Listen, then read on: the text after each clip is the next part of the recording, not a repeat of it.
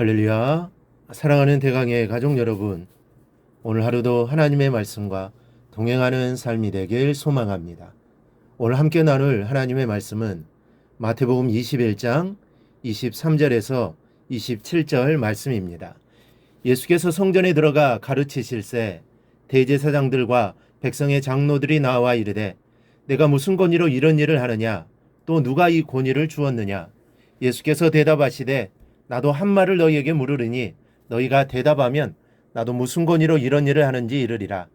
요한의 세례가 어디로부터 왔느냐, 하늘로부터냐 사람으로부터냐. 그들이 서로 의논하여 이르되 만일 하늘로부터라 하면 어찌하여 그를 믿지 아니하였느냐 할 것이요, 만일 사람으로부터라 하면 모든 사람이 요한을 선지자로 여기니 백성이 무섭다 하여 예수께 대답하여 이르되 우리가 알지 못하노라 하니 예수께서 이르시되 나도 무슨 권위로 이런 일을 하는지 너희에게 이르지 아니하리라. 아멘.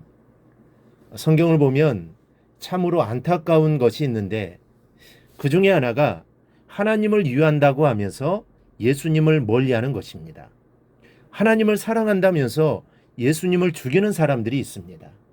하나님과는 가깝기 위해 노력한다면서 예수님과는 멀리 있는 사람들이 있습니다. 이것은 분명한 모순입니다. 하나님과 예수님은 하나이시기 때문입니다. 하나님과 예수님이 같이 가깝든지 같이 멀든지 해야지 한 분과는 가깝고 한 분과는 멀다는 것은 있을 수 없는 일입니다. 그러므로 한 분과는 가까운데 한 분과는 멀다는 것은 두 분과 다 멀리 있다는 것을 의미합니다. 그런데 이런 모순에 빠져 있었던 사람들은 다름 아닌 대제사장과 유대인의 장로들입니다. 이들은 하나님과는 가깝다면서 예수님과는 원수지간인 사람들이었고, 하나님과 가장 가까이 있고 하나님을 잘 안다면서 그 아들이신 예수님은 몰랐던 사람들입니다. 여러분, 어린아이들이나 이방인들이라면 모를까 다른 사람들도 아니고 대제사장들과 바리새인들이 이렇다는 것은 정말 심각한 문제가 아닐 수 없습니다. 다른 사람은 몰라도 그들은 알고 있어야 하는 것이 정상입니다. 다른 사람들도 아니고 대제사장이, 장로가, 바리새인들이, 서기관들이 예수님을 모른다는 것은 이해가 가지를 않습니다. 왜냐하면 이들은 율법을 연구하고 메시아를 기다리고 있는 사람들이기 때문입니다. 그렇다면 그들이 이렇게 된 이유가 무엇입니까? 사람은 질투와 미움이 마음에 들어오면 눈이 멀게 됩니다. 이런 감정이 사람을 사로잡기 시작하면 자존심이 상하고 감정이 일어나고 자신을 조절하지 못해 공정한 판단력을 잃게 되는 것입니다. 그렇다면 유대교의 지도자들이 질투와 미움으로 눈이 가려지게 된 원인을 살펴보아야 하겠습니다. 그리고 우리의 거울로 삼아야 합니다. 원인은 바로 기득권을 예수님 때문에 잃었다고 생각한 것에 있습니다. 본문에서 예수님은 성전에 들어가 사람들을 가르치고 계셨습니다. 그때 장로들이 예수님께 이렇게 다그치며 물어옵니다. 내가 무슨 권위로 이런 일을 하느냐? 또 누가 이 권위를 주었느냐? 이 성전에서 가르칠 권세를 가지고 있는 것은 자신들이란 말입니다. 자신들은 성전에서 백성들을 가르치라고 하나님께로부터 권리를 부여받은 제사장이요 랍비인데, 나사렛 총구석과 갈릴리를 전전하던 내가 무엇인데 감히 성전에서 사람들을 가르치느냐는 말입니다. 그리고 가르치려면 적어도 우리에게 신고라도 하고 허락을 받아야 하지 않겠느냐는 이 복선이 이 말 속에는 깔려 있는 것입니다. 어찌 보면 타당한 듯 보이지만 참으로 우스운 모습이 아닐 수 없습니다.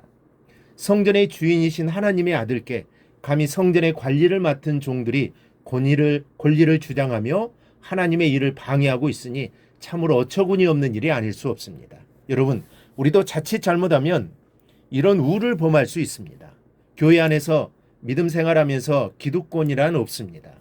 신앙생활을 많이 한 것도, 먼저 재직이 된 것도 기득권이 아닙니다. 그런데 우리는 알게 모르게 이런 권리를 무언의 압력으로 주장할 때가 많습니다. 이런 사람은 하나님은 가깝다 하면서 주님은 멀리하며 마음을 아프게 하는 바로 그런 사람입니다.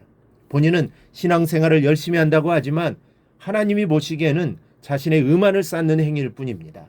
자신은 하나님께 충성한다고 하지만 하나님 보시기에는 자신의 자랑거리만, 이력만 쌓을 뿐입니다. 그런 사람의 눈에는 주님이 보이지 않습니다. 그런 사람의 마음에는 주님의 마음이 없습니다.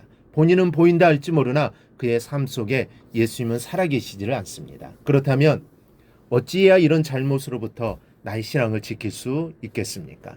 25절을 보면 권위의 출처를 묻는 질문에 역으로 질문하시는 내용이 나옵니다. 요한의 세례가 하늘로부터냐 사람으로부터냐? 이 질문은 소위 유대교의 지도자라고 하는 대제사장과 장로들에게 심각한 고민거리가 되었습니다. 요한의 세례의 출처가 하늘이라고 하여도 그들은 하나님께서 보낸 자를 질시하여 결국 죽게 하였다는 점에서 공경에 빠지게 될 것입니다. 그리고 출처가 사람이라고 하여도 세례 요한을 선지자로 여겼던 당시 사람들의 생각과 틀림으로 반발을 사게 되는 공경에 빠지게 됩니다. 따라서 예수님께서는 이러한 질문으로써 그들의 허위의식과 간악함을 드러내고자 하신 것입니다. 또한 이 질문을 통하여 예수는 자신의 권세를 입증하려 하셨습니다. 당시 많은 사람들은 세례 요한을 하나님이 보낸 선지자라고 믿고 있었습니다. 그런데 당시 널리 인정받던 바로 이 세례 요한이 예수님은 하나님의 어린 양이라고 표현을 사용하여 메시아가 하나님의 아들이심을 증거하였던 것입니다. 이 증거를 통해 자신이 메시아이심을 입증하려고 했던 것입니다. 그렇기 때문에 우리는 다른 것 생각할 것이 아니라 이것이 사람에게서냐 하늘로서냐만 생각하면 모든 것이 뚜렷해집니다. 주님을 잃지도 않습니다. 그러므로 여러분, 내가 누군가에게 기득권을 주장하고 있다고 생각될 때마다 질투와 미움의 감정에 지지 말고 이 기준을 생각하십시오.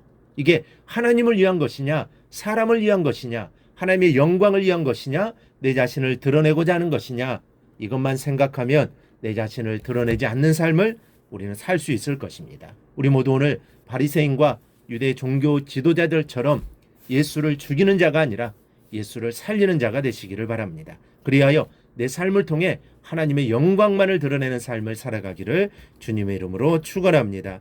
오늘 묵상한 말씀을 굳게 잡고 삶으로 실천하며 살아내는 대강의 모든 성도들이 되기를 축복합니다.